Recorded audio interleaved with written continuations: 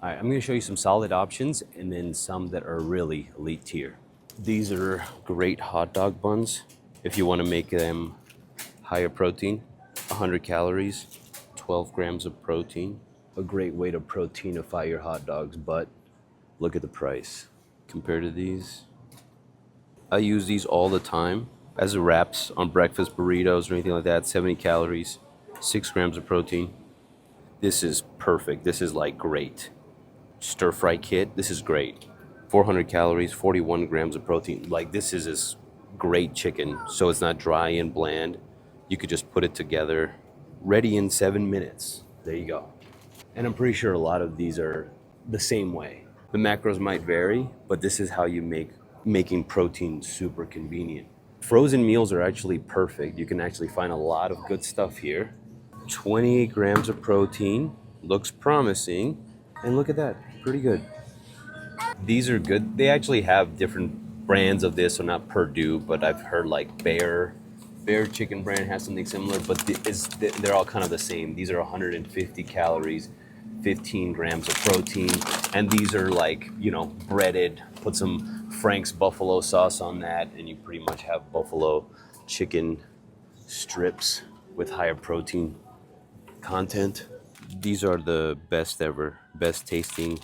This brand, not necessarily this flavor, but 200 calories, exactly 10 to 100, 1 to 10, 1 to 10 ratio. What's the bite? These are all great. All of the, there's not one of these that I haven't liked, and these are 140 calories, 17 grams of protein right there. Quick pause because I had to reshoot this whole part because I'm totally overcomplicating what I'm trying to tell you. And I'm trying to make this stupid simple. So if I'm overthinking it, then you're definitely going to overthink it.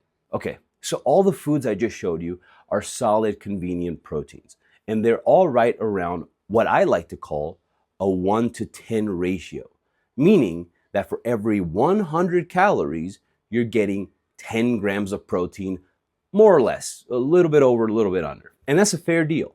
It's even, it's good for staying on track, and there's nothing wrong with it. But here's a problem. If you struggle to hit high protein targets, it's because this ratio only gets you so far. It's not going to help you hit big protein numbers while keeping your calories low. So let me show you the stuff that actually solves that problem. These are the elite tier convenient proteins that help you hit crazy high protein with way fewer calories. Pulled chicken, hardwood smoked pulled chicken, 150 calories, 24 grams of protein. Just microwave it. Same thing with the carnitas, the pulled pork, same thing, same deal. And then here's milk. Fat-free milk is 110, 8 grams of protein, versus the Fairlife version is 80 calories, 13 grams of protein. Same fat-free version. So Greek yogurt already has like a good protein ratio, 110 calories, 12 grams of protein. So that's good, right? But the Oikos 000 have even better. It's 15 grams of protein, 90 calories. Way better. Another lean source that you can microwave, 100 calories, 19 grams of protein, and you know, microwavable, you can air fry it. This is like one of my go-to. I recommend this one all the time. It's one of my go-tos. It's pretty good for what it is. It's pretty good. 28 grams of protein, 190 calories. That's that better than a 1 to 10 ratio, 10 to 100 ratio. A lot of people don't know this, but you can actually drink egg whites if they're pasteurized. And even so, you can microwave them in like 4 minutes. 25 calories, 5 grams of protein. So 100 calories gets you 20 grams. These are great. They're 150 calories, 28 grams of protein, so double. But there's a huge trade-off with these. They actually do taste pretty awful. Bone broth is actually cash money. You could just drink it, great for collagen. 70 calories, 17 grams of protein. My girlfriend loves to put it in rice to cook it. It's a great way to boost up protein in your rice.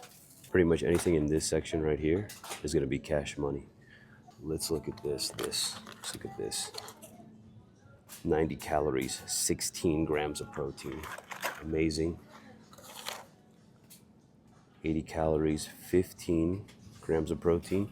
I would do these all the time when I was feeling like pretty hungry and I need something quick. It was like my emergency go-to. But literally tuna in a can, chicken in a can. Okay, so those were the elite tier options, and hopefully you notice the difference. These are better than a 1 to 10 ratio. They're more like a 2 to 10 ratio, meaning that for every 100 calories, you're getting 20 grams of protein. And this is where everything starts to feel crazy easy when you're trying to hit your protein goal. Because when your calories are low, you need foods that actually pull their own weight or get more return on investment. And these foods help you hit your protein way faster, stay full longer, and keep your calories low without feeling like you're starving. So if you struggle to hit your protein goals, these are the exact foods that fix that instantly. But now we need to talk about the danger zone, because you are probably doing everything right. You're eating less calories, you're trying to pick protein, but then you grab one of these foods because the label says high protein, and this is where you end up getting played. These are the foods that pretend to be protein, but when you look at the macros, they're actually god awful. Barely any protein, tons of calories, and that's exactly why your numbers never add up at the end of the day. So let me show you the worst offenders. Protein bars must have a lot of protein, right? 20 grams. Okay. 250 for 20 grams of protein. Not the best. And it's supposedly max. Protein supplement brand known for their fitness comes up with a terrible bar, 270, 20 grams of protein.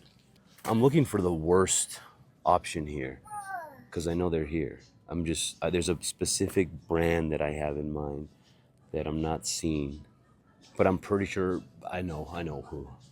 There's a different brand. It's not the same, but it's the same idea. And these quote unquote protein bars that have terrible macros. Actually, Gatorade is a good example. This is something, if you're bulking, this would be great. But 360 calories, 20 grams of protein. So this would be awful. It's pretty much like almost you're eating a McDonald's cheeseburger by eating one of these, pretty much.